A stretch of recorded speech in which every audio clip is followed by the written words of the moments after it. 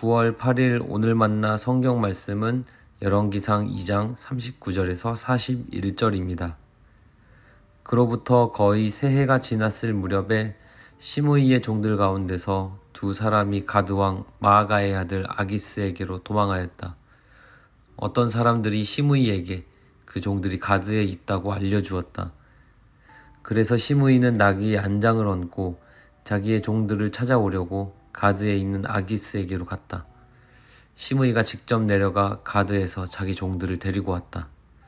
시므이가 이와 같이 예루살렘에서 가드로 내려갔다가 돌아왔다는 소식이 솔로몬에게 전해지니. 아멘. 오늘 만나러 만나주시는 하나님을 기대합니다.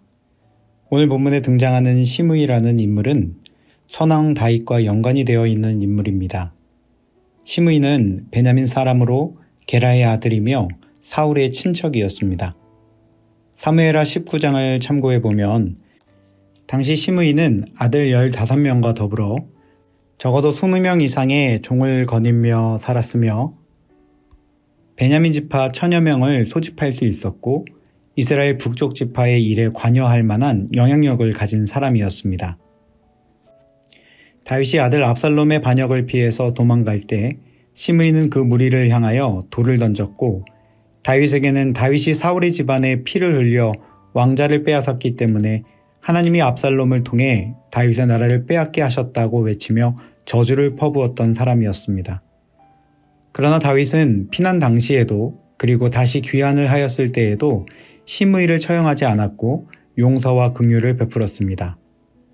시므이는 그러한 왕의 은혜에 감사하며 충성을 맹세했지만 그 맹세는 진실한 맹세가 아니었기에 결국 죽음을 앞둔 다윗은 시므이를 제거하라고 유언을 하게 됩니다. 아마도 모반의 전력이 있었고 여전히 북쪽 지파에 영향력을 줄 수 있는 세력이었던 시므이를 제거하여 아들 솔로몬의 왕정에 평화와 부흥을 주고 싶었던 것이 아닐까 생각을 해보게 합니다. 그리고 오늘 본문 열왕기상 2장으로 넘어오면서 왕위에 즉위한 솔로몬이 선왕의 유언이 있었음에도 시므이에게 예루살렘 경계 밖으로 나가지 못하도록 하여서 그의 생명을 유지하게 하는 긍휼을 베푸는 장면과 이에 대하여 선왕 때와 같이 충성을 맹세하는 시므이를 발견하게 됩니다. 은혜를 입은 시므이는 3년의 기간 동안 솔로몬에게 한 맹세를 지키며 예루살렘의 경계를 넘어가지 않았습니다. 그러나 본문에는 두 종이 경계를 넘어 가드로 도망가는 상황이 벌어졌고 솔로몬과의 맹세를 스스로 깨뜨리고 예루살렘을 벗어나 종을 데려오는 무모한 행동을 하게 된 시므이의 모습을 기록하고 있습니다. 그렇다면 시므이는 왜 이러한 무모한 행동을 하며 솔로몬과의 약속을 어기게 되었을까요? 시므이의 행동은 선왕인 다윗의 용서와 긍휼히 여김을 넘어 아버지의 유언을 뒤로하고 그를 즉각적으로 죽이지 않고 예루살렘 안에서 자유롭게 살 수 있도록 해준 솔로몬의 은혜를 저버리는 행위였습니다. 그러나 무엇보다 더욱 이 맹세를 함에 있어서 하나님께 약속을 드렸다는 것이 문제였습니다. 그는 하나님의 이름을 두고 맹세한 약속을 소중히 여기지 아니한 죄를 범하고 있는 것입니다. 어쩌면 시므이는 급박한 상황 때문에 어쩔 수 없었다며 그의 행동을 합리화했을지도 모르겠습니다. 그러나 이것은 명백한 약속을 가볍게 여기는 태도였고 사람과의 약속도 문제였지만 무엇보다 하나님과의 약속을 업신여기는 무거운 죄를 범한 사건이었습니다.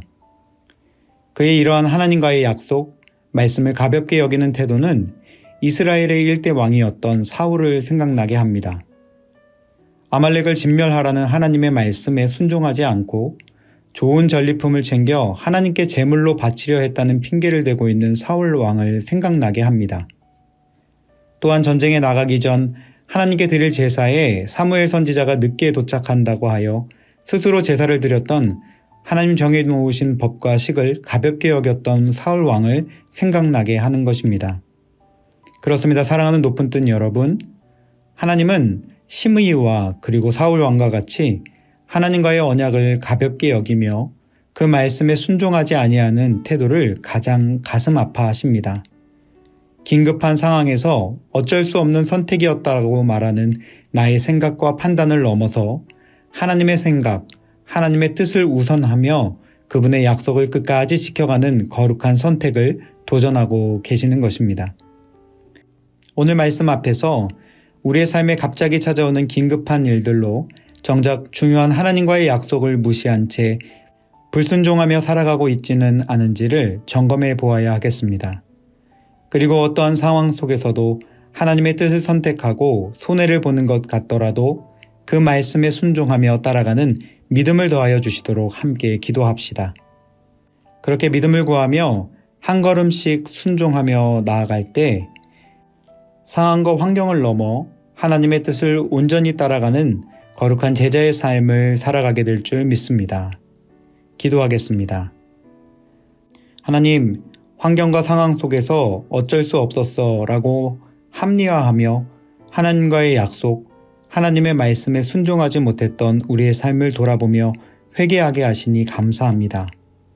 하나님의 뜻을 기억하고 주님과의 약속을 끝까지 순종하며 지켜가는 성실함을 허락하여 주시고 어떠한 대가 지불이 있더라도 말씀을 우선순위로 두고 따르는 믿음의 결단이 넘쳐나는 하루 되게 하옵소서.